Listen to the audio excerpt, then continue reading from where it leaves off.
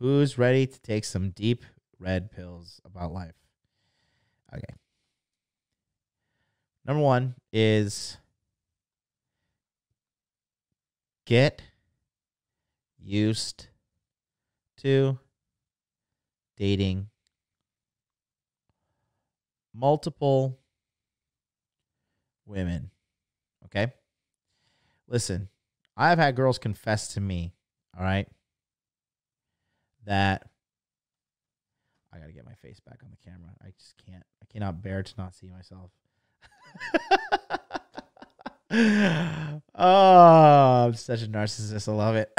Anyways, so get used to dating multiple women, and don't feel guilty for it. Don't feel guilty. Okay?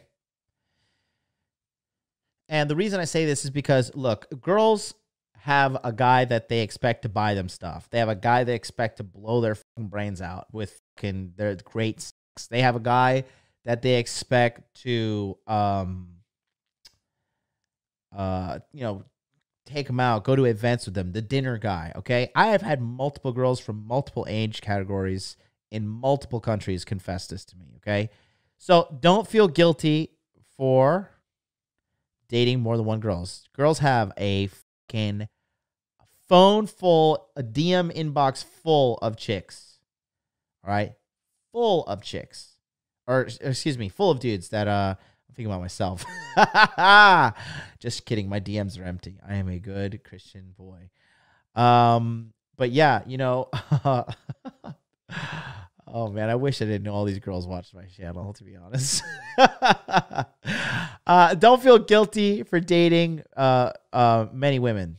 It's just, get used to it. These girls have so many dudes in their DMs. These girls have so many guys after them. And now, when simping has an all-time high, do not feel guilty. These girls have men after them 24 hours, 365, okay? All right? Dude, it's hilarious. It's truly hilarious. Riley says, yo, that's my issue, feeling guilty. Don't do it. Don't feel guilty for dating multiple women. Don't do it. It's so unnecessary. These girls have tons of dudes on the fucking backup plan for backup plan for backup plan. How dare you feel guilty? Don't do that, okay? Yeah. So here's the basic philosophy that I like to tell guys, okay? I think this is the most effective way to get girls, okay? One of our guys, Brent Caldwell, in the house, love the kid. He was having some initial trouble with closing the dates. However, he has gotten to the point where his sourcing was fantastic because he was getting a bunch of girls on dates, but just wasn't having the result he wanted. But he's fixed that, and we're moving forward. So you want to be sourcing girls, okay?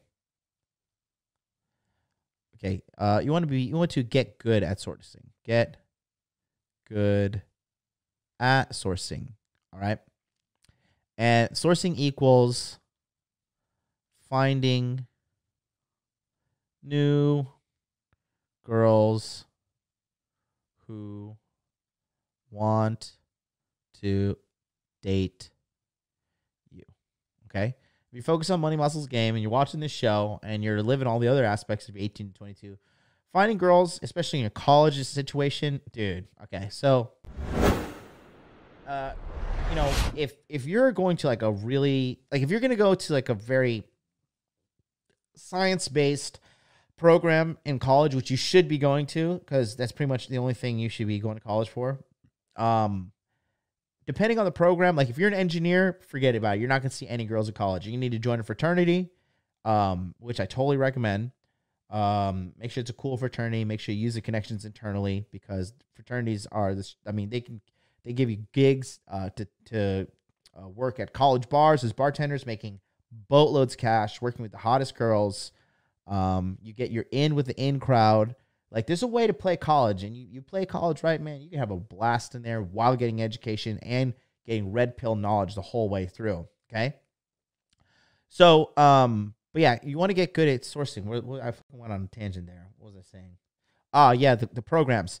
So now if you're a guy, like, say for me, I was in the psychology program, right? And I went there because I love psychology and I knew I wanted to get educated on it. And I needed a 4-year degree to get into Japan, which I am here now. The psychology program was awesome. It was literally like 80% girls. It was 80% chicks. And like, if you're like, I would always dress up when I went to class, right? I would wear a nice 1MX shirt, some nice slacks, some nice jeans, and I was fit. I was in the gym, and I dressed well, had a good sense of fashion, like I do now, impeccably, wearing this beautiful leopard, the double gold chains, and my Italian leather hat here. I'm looking fantastic, to be honest with you. If you have a good little edge about you, you have a good fashion sense about you, I mean, you're gonna do a-okay. The girls will come to you. And so this is what happened to me, and how you end up how the girls would, because these girls would make the moves on me, right? So I would be there and make sure you're looking good, smart, and make sure you're good at your school too. Make sure you're getting A's and B's, okay? Getting good grades in college is a status symbol. Keep that in mind. All right. If you're getting like A's and B's and you're doing well in college, like that is a status symbol. Okay. Don't let anybody play that. If you're Chad as fuck, you look good, you're going to the gym, you have good fashion, you have game, you have your money right, and you're getting A's, like girls are gonna be looking at you like, this guy's like a Superman. He's like a superhero. Like the majority of the guys are idiots in college. I really loved the psychology program, and I was paying for college too. I was paying for my own college. So I was like, fuck this, I am not failing because I don't have to take this shit again and I have to pay more money. Fuck that. So no, get good grades, and the girls will always ask to study with you. Okay, they're gonna ask to study with you, and they always do some fuck. If you're like a good looking guy too, they always do some like sexually inappropriate shit, like when you're studying, and it's hilarious. But like when I was in college, right? There's these two girls, right?